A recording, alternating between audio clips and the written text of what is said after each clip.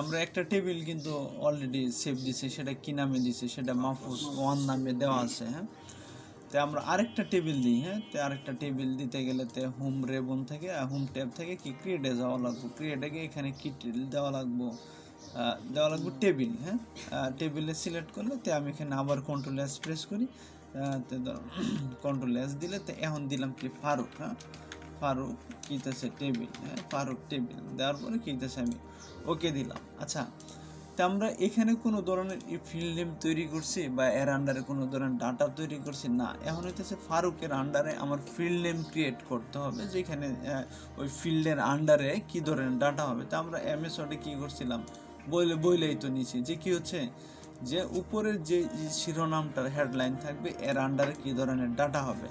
তা আমি এখানে ক্লিক করি, আমি এখানে ফারুকের যেটা আছে এটার আন্ডারে কি ডাটা অলরেডি শুরু করে দিই। তো ভিউয়ে যাব, ভিউ যাওয়ার পরে ডিজাইন ভিউ, যেখানে হইতেছে আমার ফিল্ড নেমগুলো ক্রিয়েট করতে হবে। তো ডিজাইন ভিউ গেলাম। তো ডিজাইন ভিউ যাওয়ার পরে হচ্ছে কি ডিজাইন ভিউ যাওয়ার পরে আইডি, তো কি আইডি হবে, তার ফিল্ড নেমটা কি হবে, student, STUD, student, student ID enter press করলাম। তো স্টুডেন্টের ডাটা টাইপ মানে ডাটার ধরনটা কি হবে, সেটা কি নাম্বার হবে না অটো নাম্বার হবে। তাই আমি সেটা কি করলাম, অটো নাম্বার হিসাবে আমি সিলেক্ট করলাম। তারপর আমি তার নিচের ফিল্ড নেমে ক্লিক করলাম, সেটা দেখি স্টুডেন্ট নেম। ঠিক আছে, STUDENT স্টুডেন্ট কি দিয়েছে নেম। তো আসলে স্টুডেন্ট নেম হিসেবে তারটা কি হিসেবে ধরা হবে, তারটা একটা ট্যাক্স হিসেবে ধরা হবে। ট্যাক্স বলতে কি হইতেছে যে আমার যে বর্ণ জাতীয় যদি কোনো কিছু বোঝানো হয়, তার নিচের পরে কি লেখা আছে মেমো। মেমো হচ্ছে কি নাম্বার, ট্যাক্স, ঠিক আছে, অ্যাড্রেস, এই ধরনের ইনফরমেশনের জন্য মেমো ব্যবহার করা হয়। আর নাম্বার তো বুঝোই যে নাম্বার 1 2 3 যে নাম্বারটা আছে এটা ব্যবহার করার প্রয়োজন হয়।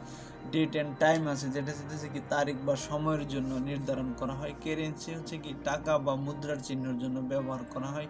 অটো নাম্বার তো বুঝলাম কি আমরা কোনো নাম্বার দিব না, অটোমেটিক 1 2 3 তারপরে ইনফরমেশন আসবে। ঠিক আছে, ইয়াস অ্যান্ড নো সেটা দিচ্ছে রিমার্ক বা মন্তব্য জাতীয় যদি কোনো কিছু ব্যবহার করার প্রয়োজন হয়। ওএলই অবজেক্ট। হ্যাঁ, ওএলই অবজেক্ট কি হচ্ছে এখানে হচ্ছে ইমেজ, হ্যাঁ, বা বসানোর জন্য ব্যবহার করা হয়। এটা একটা ফুল মিনিংটা হচ্ছে কি অবজেক্ট লিঙ্কিং, হ্যাঁ, এমবিটিং, হ্যাঁ, অবজেক্ট হাইপার লিঙ্ক। কোনো যদি ওয়েব পেজের যদি কোনো লিঙ্কের প্রয়োজন হয় সেই ক্ষেত্রে হাইপার লিঙ্ক ব্যবহার করতে হবে। আর অ্যাটাচমেন্ট যদি কোনো কিছু সংযোগ করার প্রয়োজন হয়, ঠিক আছে, সংযোগ করতে চাইতে অ্যাটাচমেন্ট সিলেক্ট করতে হবে। আর ক্যালকুলেটর হচ্ছে যদি কোনোটার সাথে কোনো লজিক ব্যবহার করে যোগ বিয়োগ প্রয়োজন হয় সেক্ষেত্রে কি ক্যালকুলেট ব্যবহার করব। আর লুকআপ উইজার্ডটা হচ্ছে উপরের এখানে কোনো অপশন থাকে বাদে অতিরিক্ত কোনো যদি অপশন যদি ব্যবহার হয় সেক্ষেত্রে আমরা লুকআপ উইজার্ডটা দেখবো। তাই লুকআপ উইজার্ডটা এটা সবচেয়ে পরে যে আছে সেটা কিন্তু আমরা দেখবো আর কি। ঠিক আছে, আচ্ছা, তারপরে দেশে মনে করো যে এখানে স্টুডেন্ট নেমতে আমি এখানে কি দেওয়া যায়, এখানে ফাদার্স নেম। হ্যাঁ, তো ফাদার্স নেম এতটুকু বড় না দিয়ে আমি একটু ছোটো বানাই দিই। আচ্ছা, ফাদার্স কি দিয়েছে, ফাদার্স নেম এন্টার দিয়ে, এটা হচ্ছে কি ট্যাক্স। তো এটার নিচের আন্ডার কিছু ফিল্ড প্রপার্টিস আছে। তো এই ফিল্ড প্রপার্টিসে কিন্তু আমি আজকে আর গেলাম না। তো তার কি হচ্ছে অ্যাড্রেস আছে। অ্যাড্রেসটা কি হবে, অ্যাড্রেসটা হবে কি মেমো। হ্যাঁ, তো অ্যাড্রেসটা আমরা কি মেমো হিসাবে সিলেক্ট করলাম। তারপর হচ্ছে কি তার অ্যাড্রেসের আগে যদি আরেকটা প্রয়োজন হয় কি করতে হবে, কার্সার রেখে ইনসার্ট রো সিলেক্ট করতে হবে। ইনসার্ট রো দেওয়ার পর এখানে কি দিয়েছে, ইনসার্ট রোর পরে এখানে হচ্ছে কি ধরো মাদার্স নেম নাম সেটা তুমি একটু অ্যামাউন্ট দিতে পারে। ঠিক আছে, অ্যামাউন্ট, তো এটা সব টাকা, মূলত এটা কি হচ্ছে কারেন্সি তুমি দিতে পারো। ঠিক আছে, তাই কারেন্সি দিতে পারো। তো অ্যামাউন্টের আগে আরেকটা জিনিস দেওয়া যায়, সেটা হচ্ছে কি ধরো তোমার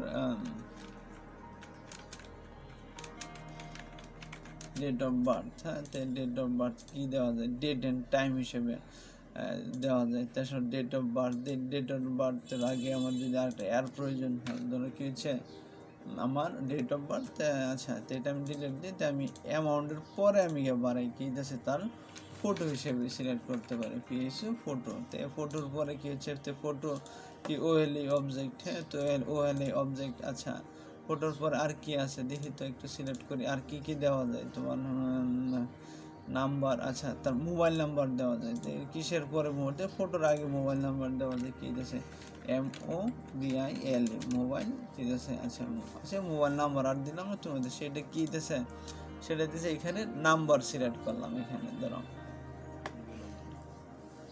তো আমার নাম্বার সিলেক্ট করলাম, তো অ্যাড্রেস মেমো হিসাবে দিলাম ফটো, তো অ্যাড্রেসটা আমি ডিলিট করে দিই, অ্যাড্রেসটা একটু আগে দেওয়া লাগবে থেকে ফটো অ্যামাউন্ট, আচ্ছা এখানেও আচ্ছা এনেও চলে, আমার সমস্যা নেই, এখানে কি অ্যাড্রেস চলে, সর্বশেষ যেটা দিলাম কি রিমার্ক, তো রিমার্ক হচ্ছে ধরো কি মন্তব্য, যদি কোনো ধরনের মন্তব্য থাকে, হ্যাঁ তো এবং কি দিতেছে এস এন্টার নো এবং কি কন্ট্রোল এস, ঠিক আছে। কন্ট্রোল এস দেওয়ার পরে আমার ফিল্ড নেমগুলো কি ঠিকঠাক সময় কি ক্রিয়েট হয়েছে কি না হয়েছে সেটা আমি একটু দেখি। তো ভিউয়ের আন্ডারে যাওয়ার পরে কি ডাটা কি বলছে ডাটা শিট ভিউ, হ্যাঁ ডাটা শিট ভিউ এখানে ক্লিক করলাম, দেখো তার আন্ডার প্রতিটা কি হচ্ছে আমার ফিল্ড নেম কিন্তু ক্রিয়েট হয়ে গেছে, এর আন্ডারে কি ধরনের ডাটা আছে, হ্যাঁ এটা আমি করবো, এখানে টাইপ করতে আমি একটা ডাটা এন্ট্রি করে দিই, ধরো নাম লিখলাম কি ধরো নাম লিখলাম এমডি ফারুক, ঠিক আছে, ঠিক আছে নাম লিখলাম ধরো জামাল, ডেট অফ বার্থ, এটা ডেট অফ বার্থের জায়গায় এখানে ক্লিক করবা, ক্লিক করে তোমার ঠিক আছে জন্ম তারিখ এভাবে হাতেও তুমি লিখতে পারো 14, হ্যাঁ অবলিক কত 12, ঠিক আছে 2000, হ্যাঁ এবার দেয়া এন্ট্রি দিতে পারো, ঠিক আছে ডিসেম্বর, তো মোবাইল নাম্বার 017, ঠিক আছে যাই হোক দেওয়ার পরে কি এন্ট্রি দিব। তো ফটোর জন্য পরে আসতেছে অ্যামাউন্ট, একটা ধরো 2500 টাকা একটা অ্যামাউন্ট দিলাম, সেটা কিছু কি দানি খোলা কি 32/, ঠিক আছে 32 ধরো কি আছে কমা কি ত্রিশাল বাজার, ঠিক আছে বাজার, এইভাবে তার সাথে মেমোটা আমরা ব্যবহার করছিলাম কারণ এখানে নাম্বার কমা অবলিক সব কিছু ব্যবহার করা যাবে এখানে, ঠিক আছে। আচ্ছা তে ফটোর ক্যাটাগরিটা আন্ডারটা পরে করলাম, তবে আমার এখানে ফার্স্ট টাইমে বুঝতে হবে কিভাবে তার ফিল্ড নেম ক্রিয়েট টেবিল তৈরি করতে হয়, টেবিলের আন্ডারে কিভাবে ফিল্ড নেম ক্রিয়েট করতে হয়, এই জিনিসটা আর কি আমরা এখানে দেখলাম। দেখার পরে এখন এটা কি আমি যদি এটা ক্লোজ দিয়ে দিই, তো এটা যদি ক্লোজ দিই বা এটা প্রোগ্রামটা যদি ক্লোজ করে দিই, ক্লোজের পরে যদি এখন যদি আমি আবার যদি করি আমার ডাটাবেস ফাইল কি জানুয়ারি জুন 2021 ব্যাচ, এটা গিয়ে দিয়েছে ওপেন করি, তো ওপেন করলে সেই ক্ষেত্রে কি আছে সেই ফারুক, এবং এখন যদি মাহফুজ টেবিলটা যদি ওপেন করি সেটার ভিতরে কি হবে, ঠিক আছে মাহফুজ টেবিলটা ওপেন করি এর ভিতরে কিছু আছে নাই, কারণ এটাই আমরা কোনো কিছু করি নাই, তো একটা ফাইলের ভিতরে কি জানুয়ারি টু জুন এর ফাইলের ভিতরে কি দুইটা টেবিল, তো দুইটা না হয় সেটা তো তিনটা হইতে পারে, তো এখানে ইনফরমেশন আমাদের নেক্সট ক্লাসে বিশেষ করে আজকের পরে যেটা পরের ক্লাস হচ্ছে কি নেক্সট যে ক্লাসটা আছে এখানে সবার যে টেবিলের আন্ডারে এইখানে আমি কি 20টা যে ইনফরমেশন পাই, 20টা ইনফরমেশন পাইলে দেখবা কাজগুলো আরও সহজ হবে। এখানে আমরা কি কি করতে চাই সেটা আমরা কি দেখব, ফার্স্ট টাইমে আমরা টেবিল তো দেখলাম, টেবিল ডিজাইনটা একটু দেখে নিব, কোয়েরি করব, নেক্সট ক্লাসে কি হচ্ছে কোয়েরি ব্যবহার করব, কোয়েরি শেষ হলে আমরা ফর্ম ব্যবহার করব, রিপোর্ট ব্যবহার করব, মাইক্রো অ্যান্ড কোড ব্যবহার করব, ঠিক আছে। আচ্ছা তো এখন তোমাদের কাজ কি এভাবে ফিল্ড নেম তৈরি করে 20 থেকে 25টা ইনফরমেশন তোমাদের মতো করে তোমরা সাজাও। আচ্ছা এখন যদি এখানে পুনরায় যদি আবার কোনো কিছু অ্যাড করার প্রয়োজন হয় সেই ক্ষেত্রে কি করবা,